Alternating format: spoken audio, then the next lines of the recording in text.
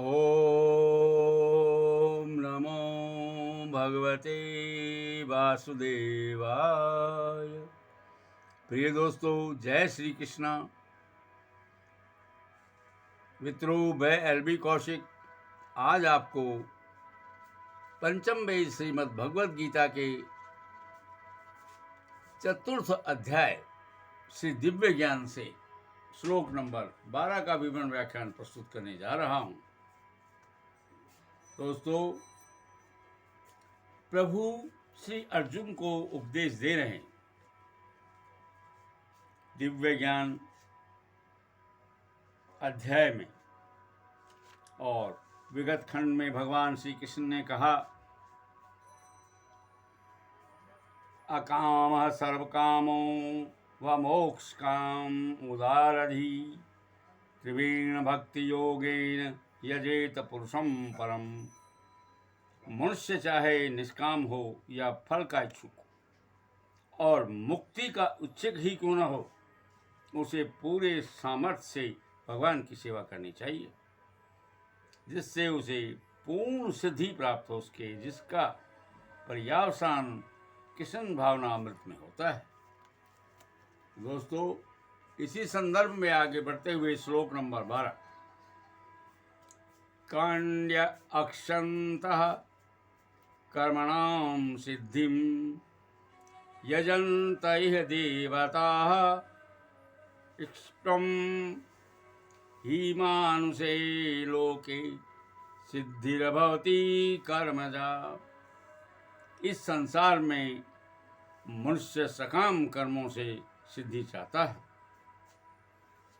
फलस्वरूप वे देवताओं की पूजा करते हैं। निसंदेह है, इस संसार में मनुष्यों को सकाम कर्म का फल शीघ्र प्राप्त भी होता है।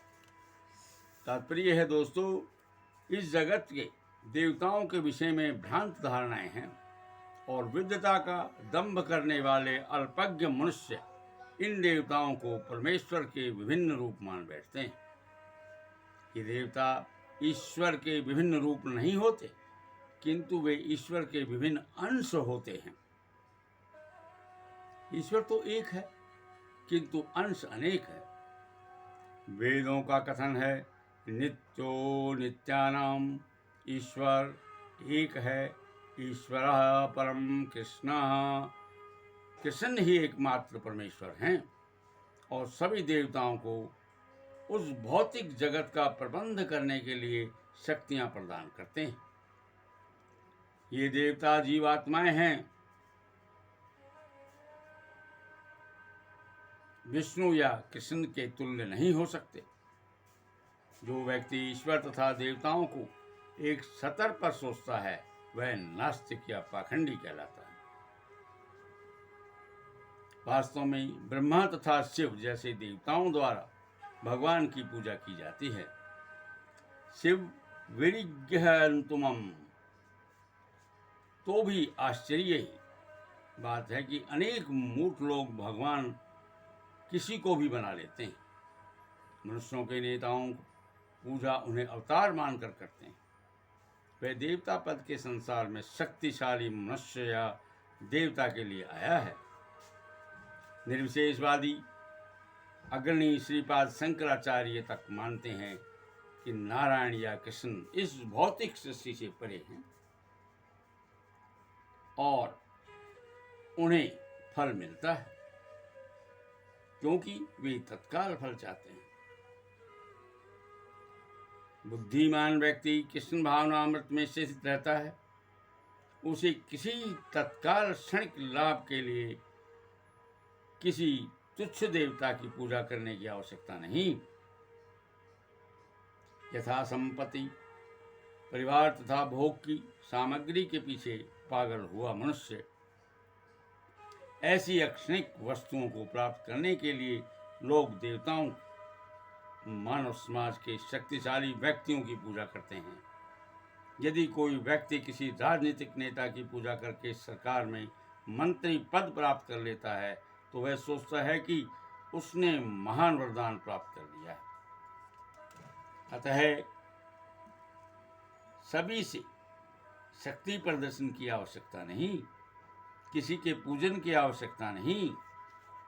हमारे परम श्री कृष्ण हैं, जिन्हें देवता कहते हैं। वह प्रत्येक इंगित करता है कि बिरले लोग ही कृष्ण भावना अमृत में रुचि लेते हैं।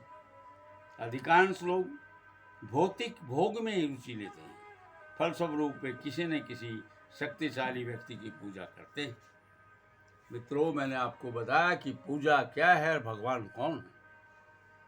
किसी भी मनुष्य की पूजा करके उसको भगवान मान लेना उचित नहीं, क्योंकि सभी श्री विष्णु या भगवान कृष्ण के बराबर नहीं है, वही परम है। दोस्तों, इस प्रकार मैंने आपको श्लोक नंबर 12 का विवरण व्याख्यान वीडियो द्वारा भेजा है।